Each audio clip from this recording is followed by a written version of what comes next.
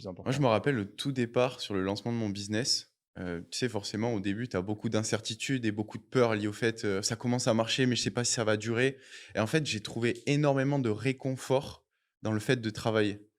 Et du coup, en fait, cette peur et cette appréhension, ça m'a poussé à, je pense, maximiser mon potentiel et à me réfugier là-dedans et à travailler de la première seconde à la dernière seconde de la journée pour être sûr que je laisse aucun jeton sur la table, en fait.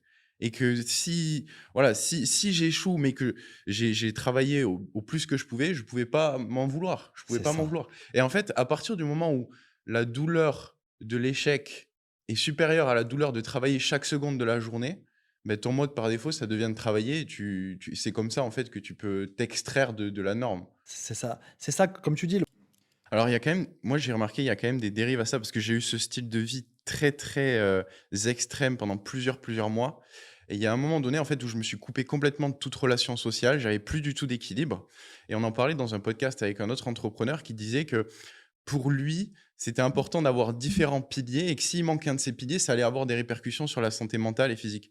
Et moi, j'ai eu cette conséquence-là, puisque pendant une période, en fait, je faisais des insomnies la nuit, je comprenais pas pourquoi. J'avais des troubles de l'alimentation, donc je mangeais énormément, je comprenais pas pourquoi la nuit. J'ai pris du poids, tu vois? Je me reconnaissais pas, en fait. Et je pense que il faut arriver aussi à trouver l'équilibre entre travailler très, très dur pour maximiser son potentiel, sans pour autant, s'auto-détruire, en